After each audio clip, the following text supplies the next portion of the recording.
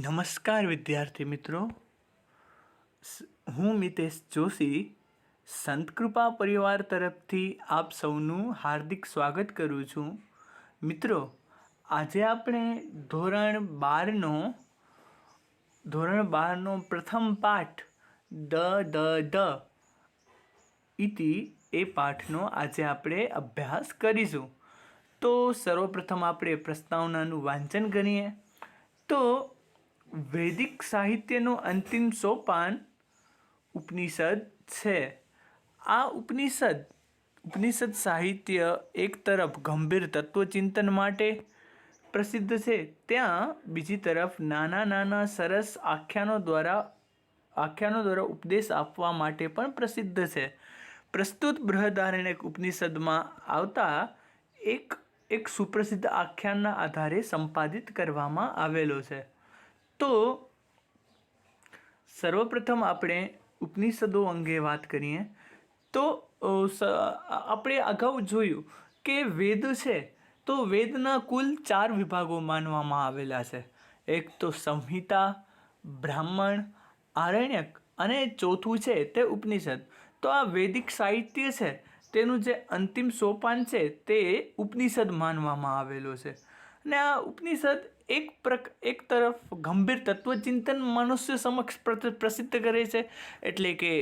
એટલે કે જે મુખ્ય તત્વ છે કે મુખ્ય દુનિયાનું તત્વ શું છે, જેમ કે બ્રહ્મ સત્યમ જગત મિથ્યા વગેરે જેવા તત્વ, અહમ બ્રહ્માસ્મિ તત્વમસી વગેરે જેવા અમુક તત્વ ચિંતનાત્મક વાક્યો દ્વારા અમુક તત્વચિંતન પ્રસિદ્ધ કરે છે. તો બીજી તરફ આ ઉપનિષદો છે તે નાના આખ્યાનો દ્વારા ખૂબ જ સરસ એવા ઉપદેશો આપે છે. પ્રસ્તુત પ્રાત બૃહદારણ્યક ઉપનિષદમાં આવતા એક સુપ્રસિદ્ધ આખ્યાનના આધારે સંપાદિત કરવામાં આવેલો છે. એટલે કે આ જે પાઠ છે તે બૃહદારણ્યક ઉપનિષદનો એક નાના પાઠ એનામાંથી લઈ અને આ પાઠ સંપાદિત કરવામાં આવેલો છે. તો વૈદિક સાહિત્યનું અંતિમ સોપાન ઉપનિષદ છે. તો આ ઉપનિષદની 2 બાજુઓ છે કે એક તો તે ગંભીર તત્વચિંતન મનુષ્ય સમક્ષ પ્રસ્તુત કરે છે, જ્યારે બીજી તરફ તે નાના ઉપદેશો દ્વારા નાના આખ્યાનો દ્વારા ખૂબ જ સરસ ઉપદેશો આપે છે. તો પ્રસ્તુત પાઠ બૃહદારણ્યક ઉપનિષદમાં આવતા એક સુપ્રસિદ્ધ આખ્યાનના આધારે સંપાદિત કરેલો છે. એટલે કે બૃહદારણ્યક ઉપનિષદ છે તેનામાંથી લઈને આ પાઠ કરવામાં આવેલો છે. ત્યારબાદ આપણે આગળ જોઈએ.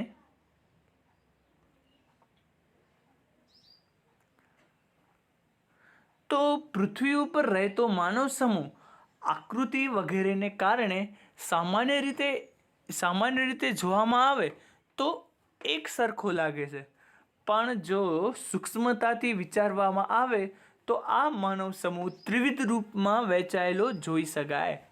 કેટલાક માણસો ઇન્દ્રિયના દમનથી દૂર રહે છે. ઇન્દ્રિય જેમ ઈચ્છે તેમ વર્તવા તૈયાર રહે છે. તો કેટલાક માણસો ઘણી બધી સાધન સામગ્રી હોવા છતાં દાન કરવાનું કંઈ સમજતા નથી. જ્યારે કેટલાક લોકો દયા વગેરે માનવીય ભાવનાઓનો આદર કરવામાં માનતા નથી. આ પ્રકારના લોકો પ્રજાના કષ્ટની કે તકલીફની કોઈ પ્રતીતિ જ હોતી નથી. આ 3 પ્રકારના માનવ સમૂહ માટે પ્રજાપતિ બ્રહ્માએ જે એક વર્ણનો ઉપદેશ આપ્યો છે તે છે દ. તો ઉપરોક્ત ફકરાને આપણે ટૂંકમાં સમજીએ તો પૃથ્વી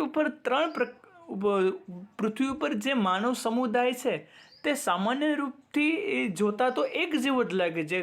કેમ કે દરેક મનુષ્યોના 2 હાથ હોય, 2 આંખ હોય, એવી રીતે સામાન્ય રીતે જોઈએ તો એક જેવો જ દેખાય. પરંતુ સૂક્ષ્મતાથી જો આપણે વિચારીએ તો આ માનવ સમૂહ છે તે 3 ભાગમાં વહેંચાયેલો છે. તો આ 3 ભાગમાં તો કેટલાક માણસો, આ 3 ભાગ ક્યાં છે એ જોઈએ. તો કેટલાક માણસો ઇન્દ્રિય દમનથી દૂર રહે છે. એટલે કે ઇન્દ્રિય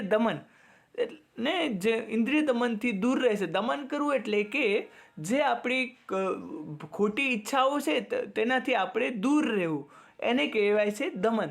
તો કેટલાક લોકો છે ખોટી ઈચ્છાઓ કર્યા રાખે છે, ઇન્દ્રિય દમન છે તેનાથી દૂર રહે છે, ઇન્દ્રિય જેમ ઈચ્છે તેમ વર્તવા તૈયાર થઈ જાય છે. તો આવા પ્રકારના પણ આ દુનિયામાં એક લોકો છે.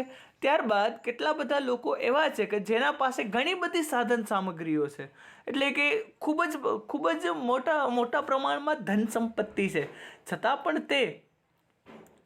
પણ તે દાન વગરનું જીવન જીવે છે. એટલે કે કોઈ પણ મનુષ્યોને દાન કરતા નથી, દાનનું તે કંઈ પણ મહત્ત્વ સમજતા નથી.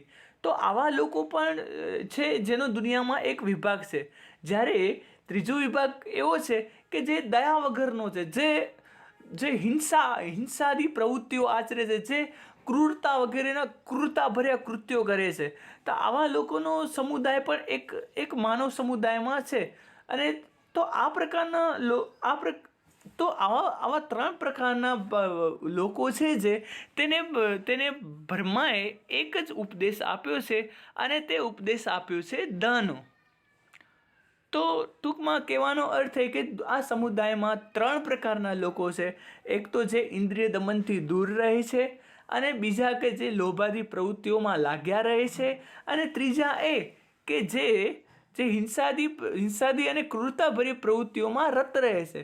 તો આવા 3 પ્રકારના જે લોકો છે તેને પ્રજાપતિ બ્રહ્માએ એક વર્ણનો ઉપદેશ આપ્યો છે, અને તે છે આ દ. ત્યારબાદ આપણે આગળ જોઈએ.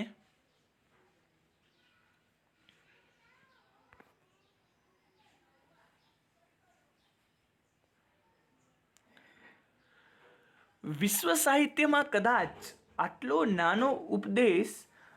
નાનો અને વ્યાપક ઉપદેશ જડે એમ નથી. ઉપનિષદમાં ભલે આ ઉપદેશ દેવ દાનવ અને માનવને લાગુ પાડવામાં આવ્યો હોય, પણ વર્તમાન સંદર્ભે તેને વિશ્વમાં વસતા માનવ માત્રને લાગુ પાડવાનો છે. એ જાણે સમગ્ર માનવ જીવન જો દમન, દાન અને દયાનો ઉપાસક બની જાય તો ઘણી બધી સમસ્યાઓનું નિરાકરણ થઈ શકે એમ છે.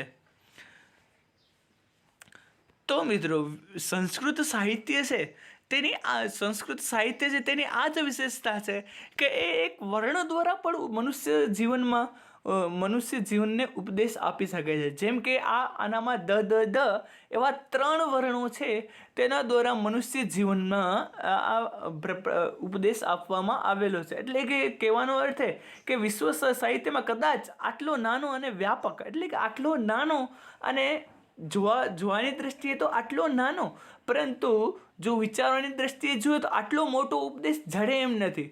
ઉપનિષદમાં ભલે આમાં ઉપદેશ દેવો, દાનવો અને માનવોને આપવામાં આવેલો હોય, પરંતુ જો વર્તમાન સંદર્ભે વિચારીએ તો આ ઉપનિષદ મનુષ્ય માત્રને લાગુ પડે છે. કારણ કે આ દુનિયામાં એવા ઘણા લોકો છે કે જે ઇન્દ્રિય નિગ્રહ કરતા નથી, મન ફાવે તેમ વર્તે છે, તો તેના માટે પણ આ ઉપદેશ લાગુ પડે છે. જ્યારે દુનિયામાં એવા બીજા ઘણા લોકો છે કે જે ધનનો સંગ્રહ કરવામાં માને છે, દાનનું કંઈ પણ મહત્ત્વ સમજતા નથી, તો તેના માટે પણ આ ઉપદેશ લાગુ પડે છે.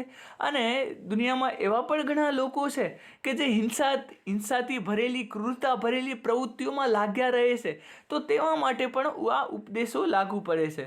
તો ઉપરોક્ત આ એવો ઉપદેશ આ મનુષ્ય માત્રને લાગુ પડે છે. અહીં માત્ર દેવો, દાનવો અને માનવોને આપણે ન સમજતા દરેકે મનુષ્ય માત્રને આ ઉપદેશ લાગુ પડે છે, એવું આપણે આનાથી સમજવું જોઈએ. તો હવે આપણે આગળ વધીએ.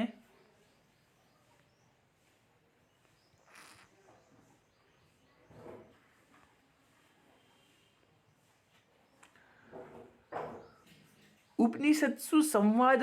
તો હવે સર્વપ્રથમ ફકરાનું વાંચન કરીએ. તો ઉપનિષત્સુ સંવાદ રૂપેણ, એટલે કે ઉપનિષદોમાં સંવાદ રૂપે અતીવ મનોહરાહ ઉપદેશાહ શોભન્તે, એટલે કે અતિ મનોહર ઉપદેશો શોભે છે. અત્ર, એટલે કે અહીં બૃહદારણ્યક ઉપનિષદ, એટલે કે બૃહદારણ્યક ઉપનિષદના 5મા અધ્યાયસ્ય, એટલે કે 5મા અધ્યાયના, ત્યારબાદ દ્વિતીય બ્રાહ્મણ, એટલે કે બીજા બ્રાહ્મણમાં સ્વપુત્રાન પ્રતિ એટલે કે સ્વપુત્રાન એટલે કે પોતાના પુત્રો, ત્યારબાદ પ્રતિ એટલે કે પ્રતિ, ત્યારબાદ પ્રજાપતે એટલે કે પ્રજાપતિનો, યહ ઉપદેશ એટલે કે જે ઉપદેશ ઉપલબ્ધ છે એટલે કે પ્રાપ્ત થાય છે, અહીં સોત્ર એટલે કે અહીં સંધિ છે સહ પ્લસ અત્ર, તો સોત્ર એટલે કે તે અહીં પ્રસ્તુયતે એટલે કે પ્રસ્તુત કરાય છે. તો સૌથી પહેલાં આને સમજીએ તો ઉપનિષદોમાં સંવાદ રૂપે અતીવ મનોહર ઉપદેશો શોભે છે. બરાબર. તો ઉપનિષદોમાં સંવાદ રૂપે અતીવ ખૂબ જ સંવાદ રૂપે ઘણા બધા ઉપનિષદો દ્વારા આપવામાં આવેલા છે. જેમ કે એક જોઈએ તો નચિકેતા સંવાદ, ત્યારબાદ વિશ્વામિત્ર નદી સંવાદ, તો આવા તો ઘણા બધા ઉપદેશો સંવાદ રૂપે ઉપનિષદોમાં શોભે છે. પરંતુ તો એવી જ રીતે અહીંયા પણ એક સંવાદ રૂપે શોભતા અહીંયા પણ એક એવો જ ઉપદેશ છે, ઉપનિષદનો એક ઉપદેશ અહીં આપવામાં આવેલો છે. તો આ જે ઉપનિષદનો ઉપદેશ છે તે ક્યાંથી લેવામાં આવેલો છે તે આપણે જોઈએ તો સર્વપ્રથમ તો આ જે બૃહદારણ્યક ઉપનિષદ, કુલ ઉપનિષદો 10 માનવામાં આવેલા છે. જેમ કે એટલે કે કુલ તો અનેકો ઉપનિષદો હતા, પરંતુ વર્તમાન સમયે 108 ઉપનિષદો ઉપલબ્ધ છે. તેનામાંથી કુલ 10 ઉપનિષદો મુખ્ય આપવામાં આવેલા છે, મુખ્ય કહેવામાં આવેલા છે, જેના નામ છે ઈશ કેન કઠ પ્રશ્ન મુંડ માંડુકે તિત્રી ને બૃહદારણ્ય ને ઐતરેય અને છાંદોગ્ય અને બૃહદારણ્યક. તો આ 10 ઉપનિષદો કુલ કહેવામાં આવેલા છે, ને જેનામાં આ 10 ઉપનિષદોમાંથી બૃહદારણ્યક ઉપનિષદના 5મા અધ્યાયના બીજા બ્રાહ્મણમાંથી આ પાઠને લેવામાં આવેલો છે. તો બૃહદારણ્યક ઉપનિષદ, એનામાં 5મો અધ્યાય અને એનામાં બીજો બ્રાહ્મણ, તો એનામાંથી આ જે પાઠ છે તે લેવામાં આવેલો છે. તો આનામાં શું છે કે આનામાં જે બ્રહ્માજી છે તે પોતાના પુત્રો પરથી જે ઉપદેશ આપે છે, એટલે કે પોતાના જે પુત્રો છે, બ્રહ્માજીના જે પુત્રો છે, તો કુલ અહીં 3 પુત્રો છે, દેવ, મનુષ્યો અને અસુરો. તો એને જે ઉપદેશ આપે છે તે અહીં પ્રસ્તુત કરવામાં આવેલું છે. તો ટૂંકમાં અર્થ લઈએ આનો, તો ઉપનિષદોમાં સંવાદ રૂપે અતિ મનોહર ઉપદેશો શોભે છે. તો અને અહીં આ પાઠમાં બૃહદારણ્યક ઉપનિષદના 5મા અધ્યાયના બીજા બ્રાહ્મણમાં પોતાના પુત્રો પ્રત્યે બ્રહ્મા એટલે કે પ્રજાપતિ જે ઉપદેશ આપે છે તે અહીં પ્રસ્તુત કરાયો છે. ત્યારબાદ આપણે આગળ જોઈએ.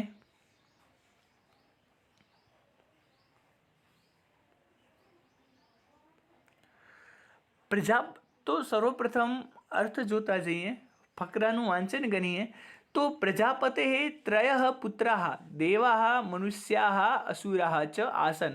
એટલે કે પ્રજાપતિના ત્રય એટલે કે 3 પુત્રા એટલે કે પુત્રો, દેવો, મનુષ્યો અને અસુરો અને હતા. તેષુ દેવાઃ પ્રજાપતિમ પ્રથમમ પ્રાર્થિતવંતઃ. તો તેઓમાંના દેવોએ પ્રજાપતિને પ્રથમ પ્રાર્થના કરી કે યત એટલે કે જે, અસ્મભ્યમ એટલે કે અમારા માટે, હિતકારક વર્ણમ અક્ષરમ એટલે કે વર્ણમ ઉપદિશતું એટલે કે ઉપદેશ આપો એમ. તદા પ્રજાપતિ ત્યારે પ્રજાપતિએ ઇતિ એટલે કે આ પ્રમાણે પ્રોક્તવાન એટલે કે કહ્યું, અર્થાત ત્યારબાદ દામ્યતા એટલે કે દમન કરો, ઇન્દ્રિય નિગ્રહ કરો ઇતિ. અસ્ય અયમ આશય એટલે કે આનો આ આશય છે કે દેવાઃ સંયમમ કુર્વન્તુ ઇતિ એટલે કે દેવો સંયમ રાખે એવો. પ્રજાપતે ઉપદેશ એટલે કે પ્રજાપતિનો ઉપદેશ છે.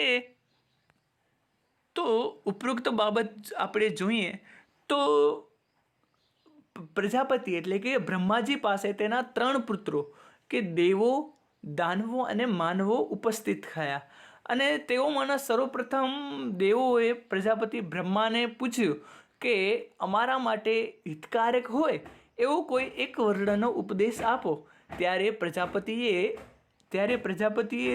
એવું કહ્યું, શબ્દ એવું એણે પ્રજાપતિ બ્રહ્માએ કહ્યું. તો દનો અર્થ શું? તો કે સંયમ રાખો, એવો અહીં દનો અર્થ થાય છે. પછી આગળ જોઈએ, યતોહિ એટલે કેમ કે દેવાનામ કૃતે એટલે કે દેવો માટે બવહ ભોગા સુલભા સંતિ, ઘણા ભોગો સુલભ હોય છે. અતએવ પ્રજાપતિ ઉપદિષ્ટવાન, આથી જ પ્રજાપતિએ ઉપદિષ્ટવાન એટલે કે ઉપદેશ આપ્યો કે યુયમ તમે સ્વભાવતઃ એટલે કે સ્વભાવથી અદાંતા એટલે કે અજિતેન્દ્રિય છો. અતઃ તેથી યુષ્માભિ એટલે કે તમારે દાંતૈ એટલે કે દમનશીલ ભાવ્યમ એટલે કે બનવું જોઈએ. તો દેવોએ પૂછ્યું કે અમારા માટે કોઈ હિતકારક હોય એવો ઉપદેશ આપો. ત્યારે બ્રહ્માજીએ કહ્યું કે દ એટલે કે એનું કહેવાનો આશ્રય એ હતો કે દેવો કે તમે દમનશીલ એટલે કે ઇન્દ્રિય નિગ્રહ કરો. હવે સર્વપ્રથમ એ સમજીએ કે ઇન્દ્રિય નિગ્રહ એટલે શું. તો દેવો છે તો તેના માટે ઘણા બધા ભોગો સુલભ હોય છે. એટલે કે સ્વર્ગ છે તો સ્વર્ગમાં જે દુનિયામાં જેટલી સુવિધાઓ હોય તે સર્વ સુવિધાઓ સ્વર્ગમાં ઉપલબ્ધ હોય છે. તો દેવો માટે છે તે આ દુનિયાના સર્વ ભોગો સુલભ હોય છે. તો કહેવાનો અર્થ એ કે ઇન્દ્રિય નિગ્રહ કરો. તો દેવો શું કરતા હોય છે કે આ ભોગો સુલભ હોય છે એટલા માટે તે મન ફાવે તેવી રીતે એ ભોગોનો ઉપયોગ કરતા હોય છે. પરંતુ મનુષ્યોએ એક કહેવત સદૈવ યાદ રાખવી જોઈએ કે અતિ સર્વત્ર વર્જયેત, એટલે કે અતિ બાબત છે તે બધી ખરાબ છે. તો અતિ સર્વત્ર વર્જયેત એ દ્રષ્ટિએ દેવો છે તે ભોગોમાં જ રચ્યા પચ્યા હોય છે અને એ જોતા જ નથી કે પાછળ આગળ શું થઈ રહ્યું છે, પાછળ શું થઈ રહ્યું, માત્ર ભોગોમાં જ રચ્યા પચ્યા રહેવાનું. આ કારણે પ્રજાપતિ બ્રહ્માએ એમને ઉપદેશ આપ્યો કે તમે માત્ર ભોગોમાં જ રચ્યા પચ્યા ના રહો, તમારી ફરજ પણ જુઓ. તો અર્થાત દામ્યતા એટલે કે ઇન્દ્રિય નિગ્રહ કરો. તમારા મનને જેમ મન ફાવે તેમ વર્તવા ન દો, ઇન્દ્રિય નિગ્રહ કરો. તો દેવા સંયમમ કુરંતુ એટલે કે તમે સંયમ રાખો, એવો પ્રજાપતિ બ્રહ્માનો ઉપદેશ છે. કારણ કે દેવો માટે ઘણા બધા ભોગો સુલભ હોય છે અને દેવો છે તે સ્વભાવથી જ અજિતેન્દ્રિય હોય છે. અજિતેન્દ્રિય કોને કહેવાય કે જે ઇન્દ્રિયને જીતી નથી. એટલે કે જાણે કે કોઈ આંખથી કોઈ બાબત જુએ તો તે બાબત કરવાની તેને ઈચ્છા થાય, કાનથી કોઈ ગીત સાંભળે તો તે ગીત સાંભળવાની તેને વારે ઘડી ઈચ્છા થાય. તો આ કાન એ એક ઇન્દ્રિય છે અને તો આ ઇન્દ્રિયોને જીતે તેને અજિતેન્દ્રિય કહેવાય. અને જે આ ઇન્દ્રિયોથી વારે ઘડી હારતો હોય તેને અજિતેન્દ્રિય કહેવાય. તો કહેવાનો અર્થ એ કે દેવો સ્વભાવથી જ અજિતેન્દ્રિય છે. એટલે કે થોડી જ વારમાં તે જે વિષયો છે એને વશ થઈ જાય છે. તો બ્રહ્માજી તેઓને કહે છે કે હે દેવો, તમે અજિતેન્દ્રિય છો, તેથી તમને દમનશીલ બનવું જોઈએ, તમને સંયમ કરવો જોઈએ, તમારા મન ઉપર તમને કાબુ રાખવો જોઈએ. તો ટૂંકમાં આનો સારરૂપ અર્થ જોઈએ તો સર્વપ્રથમ પ્રજાપતિ બ્રહ્મા ઉપદેશ આપે છે. દેવો પ્રજાપતિ બ્રહ્માને કહે છે કે અમને કોઈ હિતકારક વર્ણનનો ઉપદેશ આપો. ત્યારે બ્રહ્માજી કહે છે દ કહેવાનો આશ્રય એ કે તમે દમનશીલ બનો, એટલે કે તમે તમારા ઉપર સંયમ રાખો. કારણ કે તમને સરળતા જ ઘણા બધા ભોગો ઉપલબ્ધ થયા છે. તો આ ભોગોને છૂટથી વાપરવા સિવાય આ ભોગોને જરૂરિયાત અનુસાર જ વાપરવા જોઈએ. તમને અજિતેન્દ્રિય ન બનવું જોઈએ, તમને જીતેન્દ્રિય બનવું જોઈએ, તમને દમનશીલ બનવું જોઈએ, એવો દેવોને પ્રજાપતિ બ્રહ્માનો ઉપદેશ છે. ત્યારબાદ આપણે આગળ વધીએ તો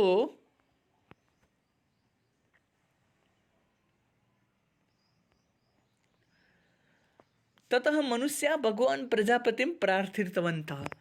ત્યારબાદ મનુષ્યોએ ભગવાન પ્રજાપતિને પ્રાર્થના કરી. પ્રાર્થિતવંતઃ એટલે કે પ્રાર્થના કરી. અસ્માકમ કૃતેપી એટલે કે અમારા માટે પણ હિતકારકમ એટલે કે હિતકારી અક્ષરમ ઉપદિશતુ. અક્ષરમ એટલે કે અક્ષરનો ઉપદિશતુ એટલે કે ઉપદેશ આપો એમ.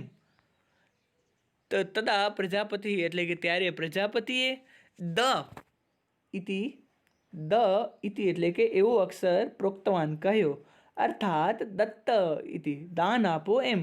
અસ્ય અયમ આશય એટલે કે આનો આશય આ છે, મનુષ્યા સ્વભાવતઃ લુબ્ધા સંતિ, મનુષ્યો સ્વભાવથી લોભી હોય છે. અતઃ તે દાનમ, આથી તેઓ દાન કુર્વંતુ કરે ઇતિ પ્રજાપતે ઉપદેશ, એવો પ્રજાપતિનો ઉપદેશ છે.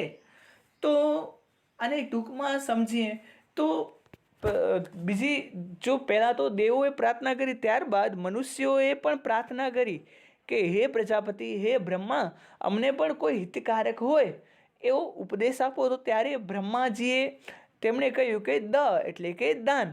તો આનો કહેવાનો આશ્રય એ કે મનુષ્ય સ્વભાવથી લોભી હોય છે. અતઃ તે દાનમ કુર્વંતુ ઇતિ પ્રજાપતે ઉપદેશ, આથી તે દાન કરે તેવો પ્રજાપતિનો ઉપદેશ છે. તો વર્તમાન સમયે તમે જોતા જશો કે ઘણા બધા લોકો એવા હોય છે કે જે ખૂબ જ લોભી હોય છે, ધનનો સંગ્રહ કરવામાં જ માને છે, અનેકો ઘણી સંપત્તિ તેની પાસે હોય છે, છતાં પણ દાનના નામે તે એક પણ રૂપિયો દાન કરતા નથી. આજે તમે ઘણા બધા ફિલ્મોદ્યોગમાં જોતા હો તો ઘણા બધા લોકો એવા છે કે જે કોઈ પણ જાતનું દાન કરતા નથી, જ્યારે કોઈ એક વિરલાઓ એવા પણ છે કે જે દાનનું મહત્ત્વ જાણે છે.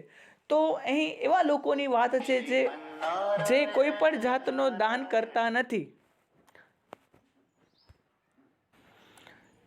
તો સર્વપ્રથમ દેવોએ કહ્યું કે અમને હિતકારક હોય એવો ઉપદેશ આપો. તો બ્રહ્માજીએ એમને ઉપદેશ આપ્યો. ત્યારબાદ મનુષ્યોએ પણ બ્રહ્માજીને પ્રાર્થના કરી કે અમારા માટે પણ હિતકારક હોય એવો ઉપદેશ આપો. ત્યારે બ્રહ્માજીએ કહ્યું કે એટલે કે દાન આપો. તો આ બ્રહ્માજીનો આવો કહેવાનો આશ્રય એ કે તમે મનુષ્યો સ્વભાવથી લોભી હોય છે, આથી તેઓ દાન કરે એવો પ્રજાપતિનો ઉપદેશ છે. તો આપણે વાત કરી અગાઉ એમ કે ઘણા બધા લોકો ખૂબ જ લોભી હોય છે, ધનનું સંગ્રહ કરવામાં જ માનતા હોય છે. તો આવા બધા જે લોકો છે તેમને પ્રજાપતિ બ્રહ્માએ ઉપદેશ આપ્યો કે તમે દાન આપો. તો આને દાન આપો કે જેથી મનુષ્ય જીવન સરળતાથી ચાલી શકે. ને ટૂંકમાં એક બાબત યાદ રાખો કે મનુષ્ય જેટલો સંગ્રહ કરે છે તેટલું જ તેના ઉપર ચિંતાનું ભારણ વધતું જ જાય છે.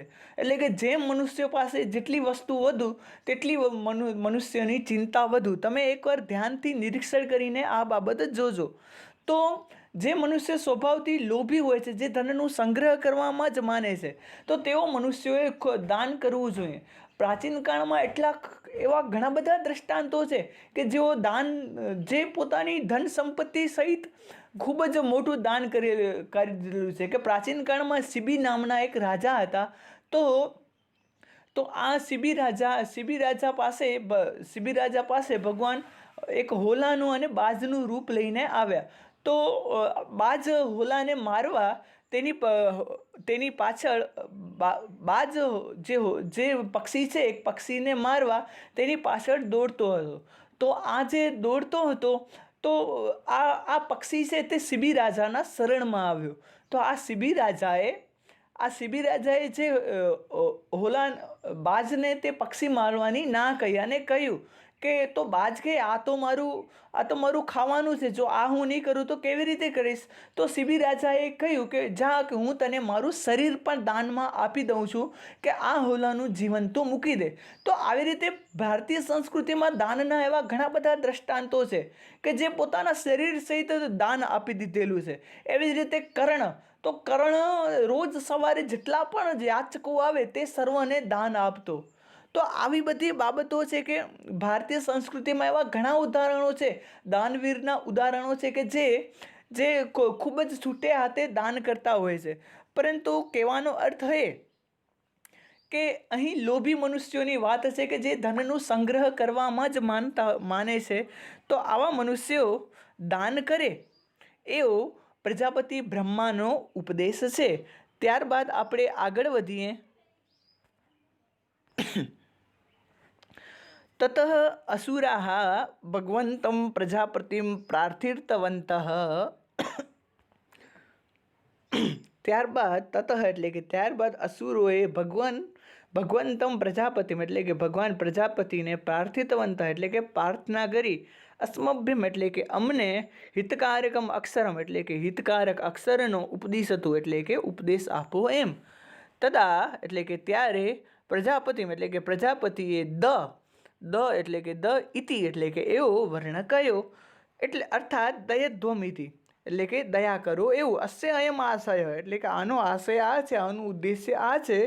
અસુરાહ એટલે કે દાનો સ્વભાવતઃ એટલે કે સ્વભાવથી, જ એટલે કે એવ જ અને ક્રૂરાહ એટલે કે હિંસાદી પરાહ એટલે કે હિંસા, ક્રૂરહારા એટલે કે ક્રૂર અને હિંસાદી પરાહ એટલે કે હિંસા વગેરે દોષ કરનારા સંતિ એટલે કે હોય છે.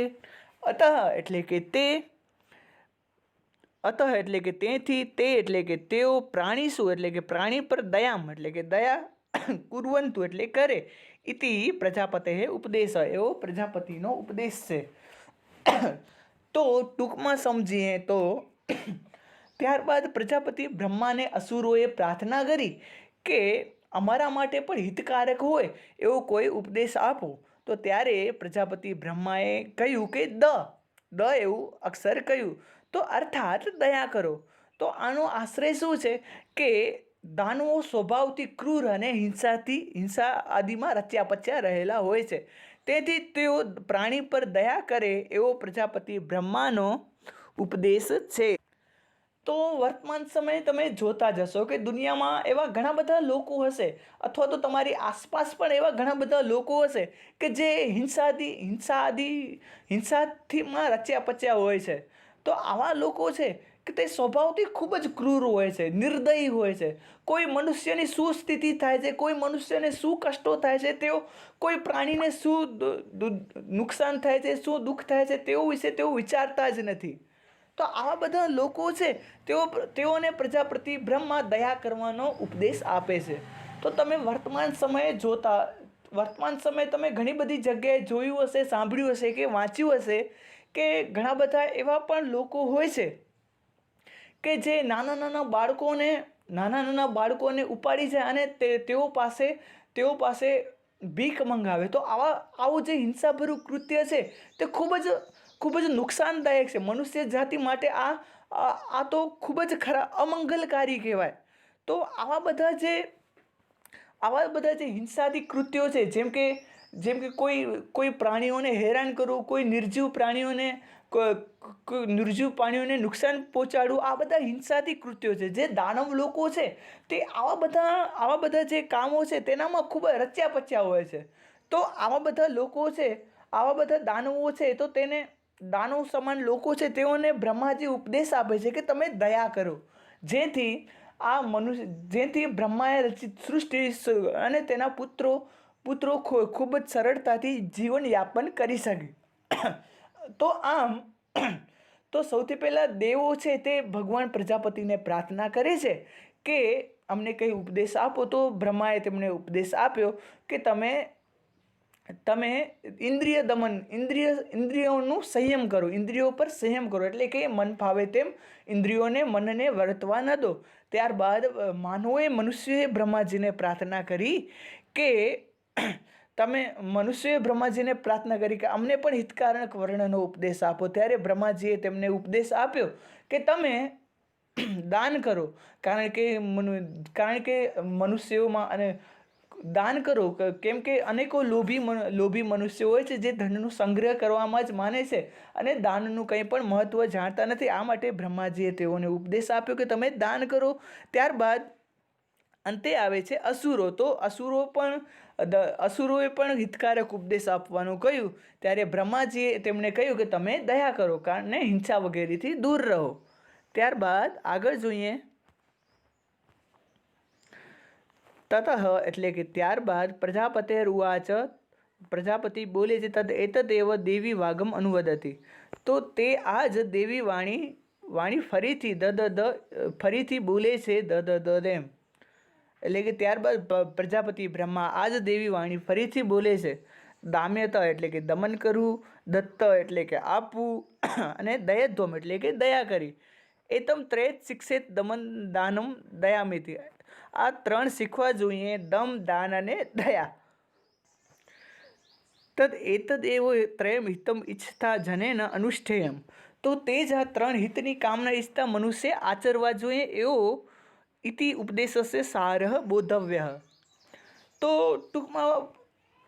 ટૂંકમાં પ્રજાપતિ બ્રહ્મા આ 3 પ્રકારના ઉપદેશો છે તે સર્વ મનુષ્યોએ જ આચરવા જોઈએ એવો આ પાઠમાં કહેવામાં આવેલું છે, એવો આ ઉપદેશનો સાર છે. ત્યારબાદ વસ્તુતઃ તું, હકીકતમાં તો માનવાહ એવા એટલે મનુષ્ય જ ઉત્તમ ગુણોપેતા, ઉત્તમ ગુણોથી યુક્ત, દેવાહ એટલે કે દેવો, લોભપરાયણા મનુષ્ય એટલે કે રોભમાં રત મનુષ્યો, અને હિંસાથી દોષ દૂષિતા, હિંસા વગેરે દોષોથી દૂષિત થયેલા રાક્ષસા એટલે કે અસુરો બને છે. અતઃ એટલે કે તેથી મનુષ્ય એટલે કે મનુષ્યોએ યથા પ્રકૃતિ એટલે કે સ્વભાવ મુજબ, યથાકાલમ એટલે કે સમય પ્રમાણે, દકારાર્થમ એટલે કે દ વર્ણને સ્વીકૃત એટલે કે સ્વીકારી, ઉત્તમ એટલે કે ઉત્તમ ભાવે બનવું જોઈએ ઇતિ ભાવ. તો ત્યારબાદ પ્રજાપતિ બ્રહ્મા આ વાણી ફરીથી બોલે છે કે દમન કરવું, દાન આપવું અને દયા કરવી. તો આ 3 બાબતો મનુષ્યોએ શીખવી જોઈએ, કારણ કે હકીકતમાં તો આ 3 ગુણો માનવોમાં જોવા જ મળે છે. કેમ કે કારણ કે આ માનવો જે ઉત્તમ ગુણોથી યુક્ત, અનેકો દેવો પણ ઉત્તમ ગુણોથી યુક્ત માનવો પણ હોઈ શકે છે, અને લોભથી રત મનુષ્યો માનવો પણ હોઈ શકે છે, અને હિંસા વગેરે દોષોથી જોડાયેલા મનુષ્યો પણ હોઈ શકે છે.